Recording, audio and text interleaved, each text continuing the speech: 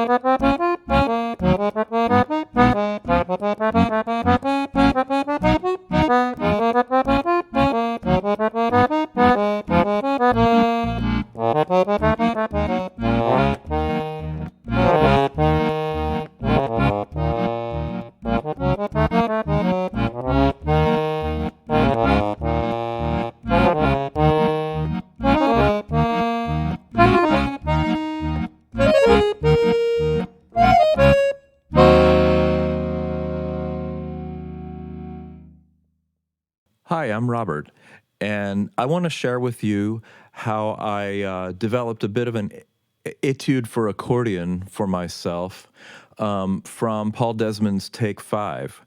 I was on a gig with a guitarist that I often play with, and he tore into Take 5 at a blazing tempo one time, and I was familiar with the chord changes, but I hadn't tried it on accordion before. And I was okay for the A section, but when we got to the bridge, I just totally couldn't hang because I had not, I was not familiar enough with the movements that I needed to make with my left hand, that I could make it work. And I could play chords with my right hand, but I completely lost the bass, and it really fell apart for me. And I came home, after the gig, as I always do when something doesn't go well, and worked on playing it better. As I got into it, I found a lot of opportunities to sort of learn, to teach my left hand better where things are found on the button board. I find with the Stradella bass buttons, It's not so much that my mind remembers absolutely where things are on the buttons. It's more like my mind remembers how to get from one place to another, how to get to where I want to be from some other place. And if I've never gotten there from that place before, then there's some risk that it won't go right, you know? And eventually, if you get to a particular place from a lot of different places, it feels to me like your mind synthesizes some notion of where that place is, and it gets easier then to go there from wherever you happen to be. Anyway, this tune uncovered for me that I really still needed to work on getting to particular places from some starting points that were less familiar to me. You can think of this either as an accordion lesson or as just a personal practice log. I don't really claim to have any gospel truth about how these things should be played, but I hope it might be valuable for me to share with you some of the things that I've struggled with and learned as I've gone through it, with a particular kind of musical goal in mind for how I want the phrasing to work. And also how I want the harmony to work, how I want the dynamics to work, and so forth. You know, how to make it sound to my ear more like music. Just a word about the specifics of the instrument, too.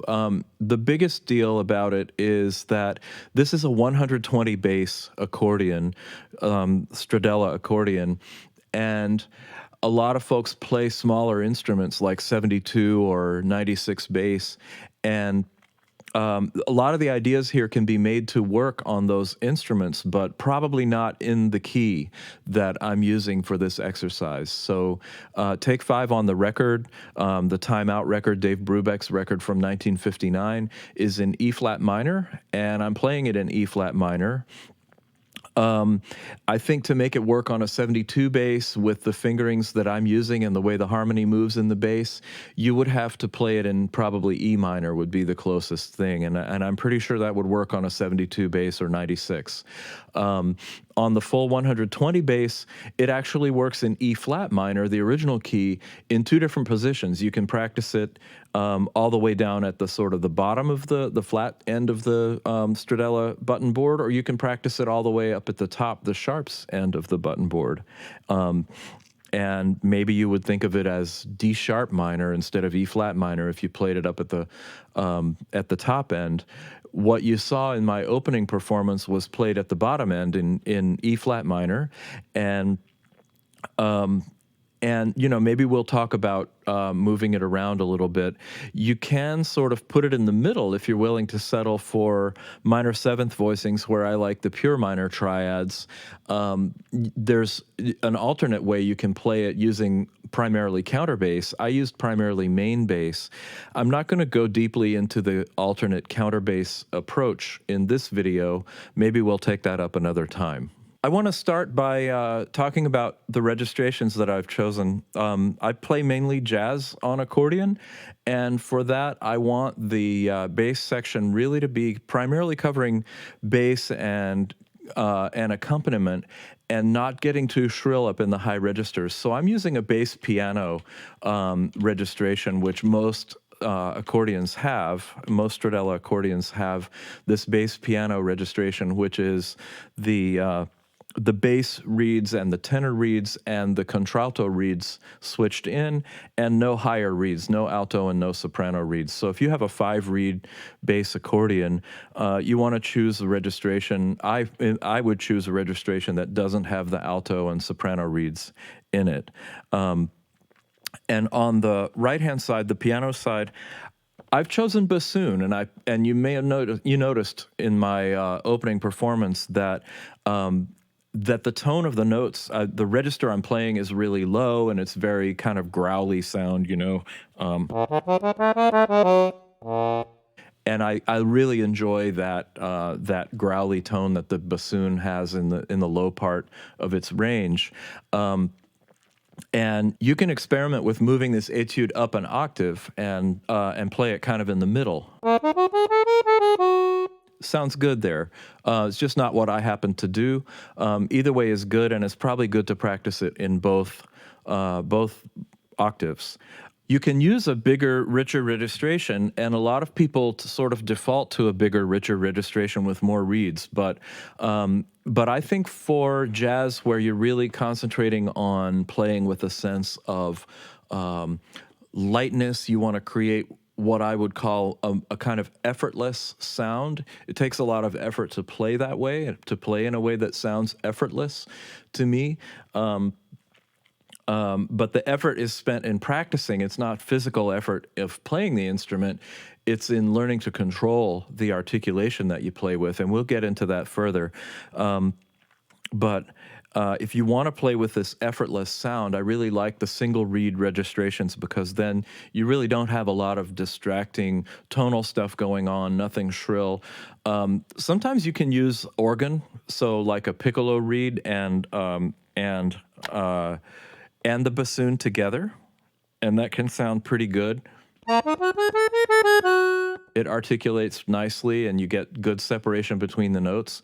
But for this, I'm using bassoon, and I recommend that you try just playing in a single reed bassoon or clarinet for this exercise. Okay, so now I want to just sort of start at the beginning of the piece and go through mainly articulation questions about how to play this. You'll notice that I've linked in the description to a PDF of the chart that shows basically it shows how I finger everything. It doesn't include a lot of dynamic markings. We'll talk some about those. And it does include some phrasing, but not a huge amount of phrasing. I've tried to put indications of a lot of the articulation on there. It isn't perfect, but it does show the notes and the chords that I'm playing, and some of each of those other expressive things. So the opening riff in the introduction goes throughout the A section, and it's this E flat minor, and then kind of a minor 7/5 chord. And what I'm playing there is a B flat in the bass, and then a D flat major chord. And you've probably noticed that the bass line in the A section is different from what's on the record. And the reason for that is, well, first of all, I'll explain what the difference is. The difference is that I add a D flat in the bass. So if I omit the chords for the moment, just for clarity, what I'm playing is 1, 2, 3, 4, 5, 1, 2, 3, 4, 5, 1, 2, 3, 4, 5, 1, 2, 3, 4, 5, 1, 2, 3, 4, 5. And with the chords, it sounds like. And the reason, and the difference is on the record, the bass line is, so there's a repeated B flat, but the repeats are an octave apart. And of course, in the Stradella bass on the accordion, we don't have control over the octave of what we're playing, because each note sounds the reeds that it sounds, and there's only one octave of reeds in each rank. And so we can play B flat, but we can't play two B flats that are an octave apart unless we switch registers. So so you have to do something else if you want to create a contrast between those notes. Otherwise, you get just something like.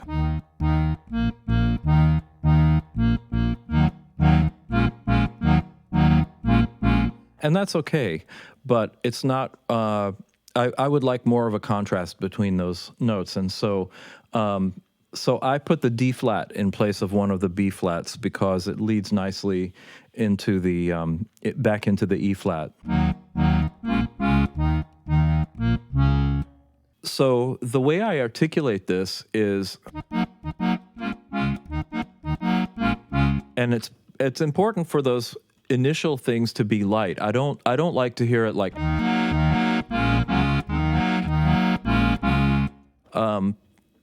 The bass seems really kind of draggy to me like that, and it can be very overbearing. So a lot of separation between the notes, and when there is kind of elision between the notes, I want it to sound intentional. So it is okay to have some. So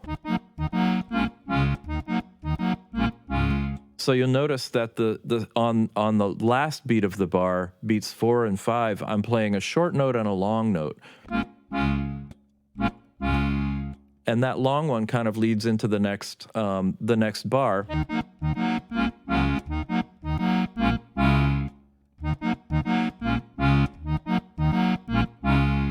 What's important is that beat 4 is short, and the eighth notes on the first 3 beats of the bar, there is some separation between them. You can get away with a little bit of elision from the E flat bass to the E flat minor chord, but I don't tend to take it all the way to a point where it's like, you don't want it to sound run together. To me, that's too draggy. So I like, even if they are kind of run together, I like to articulate as, and that's probably the most together I would want to play them.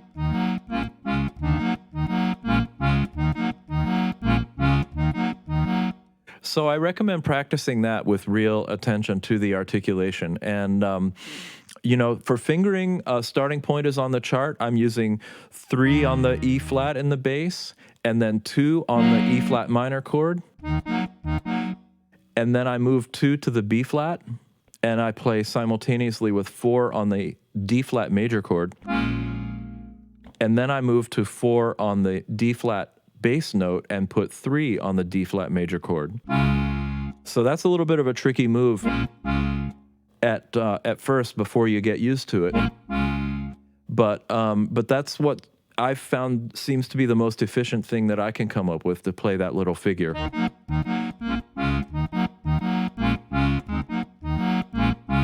And one nice side effect of moving your hand so that 4 goes from the chord to the bass button is that it enforces separation, so you don't get a real draggy.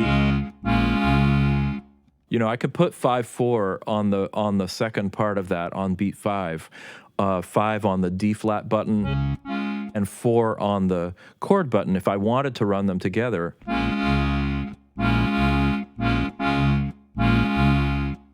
But I don't want to run them together, and so it works just as well for me, or even better, to move my hand like that.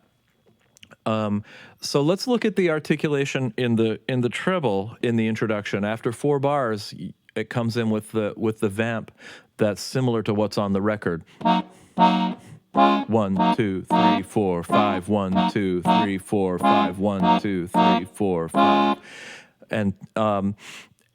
And for that, I like to accent the D flat chord, the second one, and the second chord in the bar, so that it goes something like.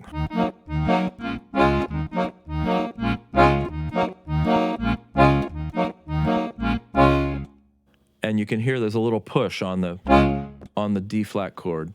And again, even when that note is accented, when that chord is accented, I'm not playing the same dynamic level for the entire duration of the note. It's pretty short, but even in a short note, there's time to articulate the dynamics during the note so that there's a little decay.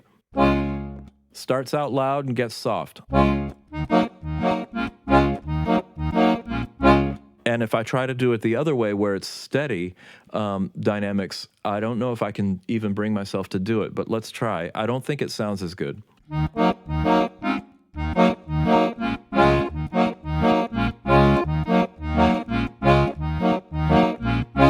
Just sounds kind of flat and less interesting. So you want to really, kind of bring some intensity to the dynamics when you articulate even this simple introduction.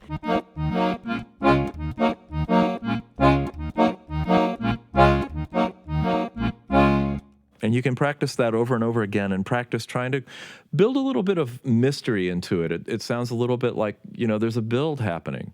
And in my performance, I think I really kind of emphasized the last 2 of those E flat chords where in the pickup bar, where the bass stops and opens up a space for the opening pickup.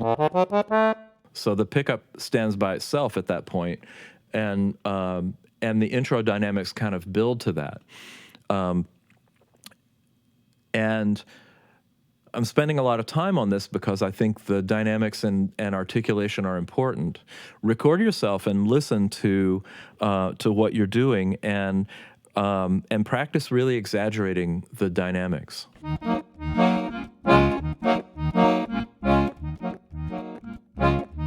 See how soft you can do it.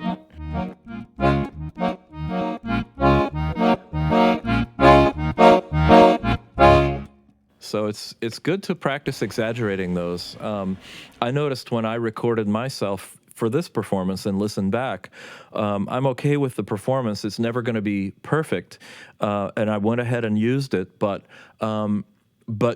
giving myself some feedback, I could have exaggerated the dynamics even more in what I did. So I recommend, giving some attention to that.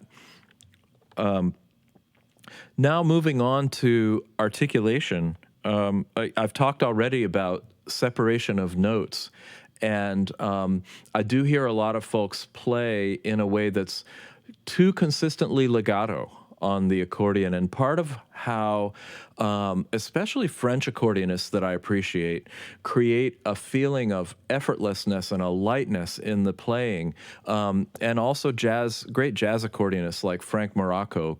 Go and listen to Gus Viseur, listen to Frank Morocco, and listen to how they create a feeling of lightness in what they play, even when it's quite loud and even when there's quite a lot going on. They're using articulation to lighten the sound of what they're doing. So instead of playing, they play,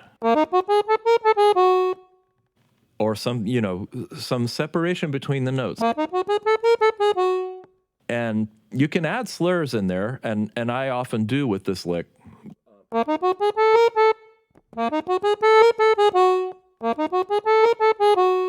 So experiment with that, but don't let it be one big smear. I don't think you want that.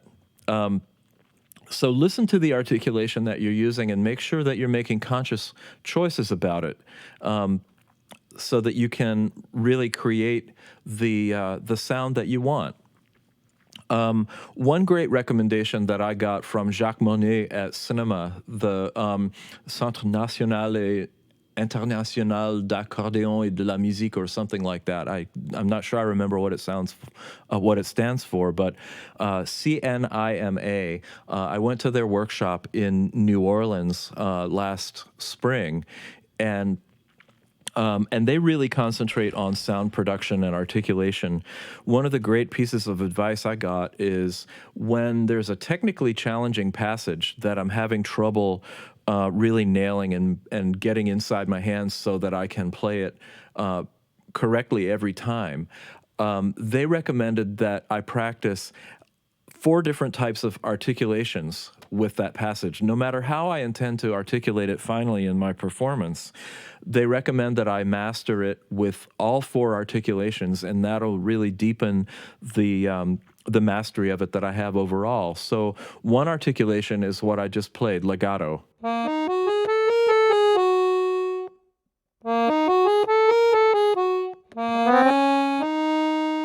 So all the notes connected, except where you have to really lift your hand and move it. Of course, you can't always do it. But the second articulation is what they call l'oreille in French, and the Italians call it portato. So there's a definite separation between each note, but they aren't staccato. So there's a duration to the note that isn't staccato, but you separate the notes. So every note's separate, every note standing alone with its own identity. And that l'oreille articulation is really used a lot by like the French musette players, the French hot club style players from the mid-20th century and onward, and even today. And that has infused modern jazz accordion playing, I think, like Frank Morocco and others, with that same kind of articulation. I'm not sure that the French is where it came from, but wherever it came from, jazz players use it a lot.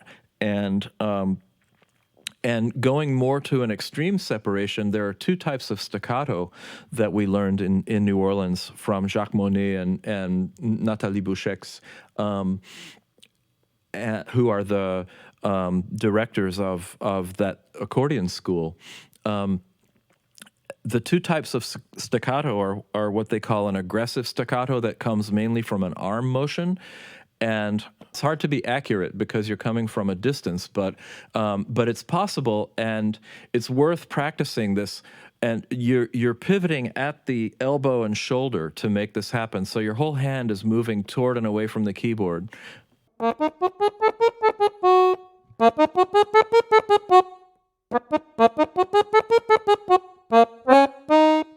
So practice that articulation. And then there's an aspiré, aspirated staccato, which is more delicate, more close to the keys, and you don't even really press the keys all the way to their bottom. You're not hitting the keys hard. You're trying to play as light as possible, and this is my attempt at that.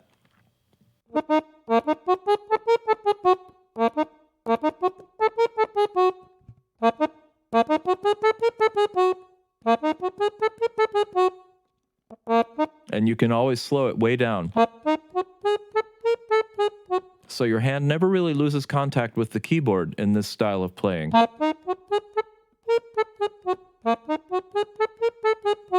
And it's difficult to articulate everything evenly, so the notes are equally short and equally separated from each other. So it's worth investing in practicing every passage with all four of those articulations: legato, louré, aggressive staccato, and aspirated staccato. And I find when I do that, then when I go back to play it the way I want to play it, which is usually mostly louré, but sometimes with some legato mixed in, or staccato if it's a special effect that needs to be staccato. But no matter what it is that I'm aiming for in the end, it's easier to master it if I've practiced with all of those articulations, really getting them as even as I can. So I recommend that to you. And I also recommend that you concentrate on dynamics when you're doing this practice, so that you've got little crescendos and decrescendos in every phrase. So I'm trying to swell the volume in the middle of that phrase and then bring it down toward the end.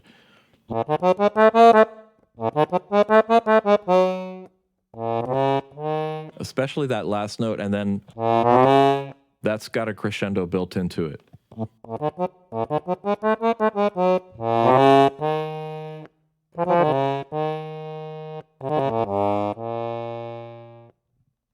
So think about how you want the dynamics to sound and be intentional about practicing them so that when you put everything together, it sounds like music instead of a big smear with no musical identity. Another thing I'll mention about this arrangement is that in the bridge, the B section, I take the bass line very much from the piano on the Dave Brubeck record rather than from the upright bass. And the reason is that I think it provides a more interesting movement. If I could have both, that would be great, but having, essentially not having enough fingers, not having enough instruments for a solo arrangement to use both without cluttering everything up, I felt like I had to choose. And so I chose the interesting piano motion because it's rhythmically nice with the melody, and also it has a really nice sort of voice leading movement built into it. There is another thing that you'll notice too if you listen carefully to the record, and that is that I've slightly modified the way the harmony moves at the end of the bridge. And the purpose of doing that was to open up the space for the pickup going back into the A section, the pickup being that part. What I wanted to do was make the 5 chord come earlier, the B flat dominant chord, in the first part of the measure. On the record, what happens is that the first part of the last measure of the bridge is a 2 chord, an F minor 7 flat 5 chord, coming right after a D flat 7 chord. What I did, and then the second half of that last bar is the B flat 7 chord. What I did was sort of combine the F minor 7 flat 5 with the D flat 7 chord that comes before it, jam those two together with an F in the bass. F minor 7 flat 5 is many of the same notes as the D flat 7, so it sort of serves the same purpose for both of the chords. And then I could put the B flat dominant chord in the first half of the last bar of the bridge. And what that does is let me assert that chord and then rest in the bass during the pickup. On the record, the upright bass is the only instrument playing during that pickup, and it's just the bass and the sax that have the pickup together. There's no piano and no drums. I don't think there's any drums. I don't know if the drums lay out, but the piano definitely does. And it creates a nice open effect. But here, we don't have those timbral contrasts between the instruments that we can rest on, and so I wanted to really let that pickup stand out by itself. And to do it, I made those changes that I described in the chords to get that dominant chord earlier, get it asserted and out of the way so I could stop playing in the bass and just let the melody be solo for the pickup back into the A section.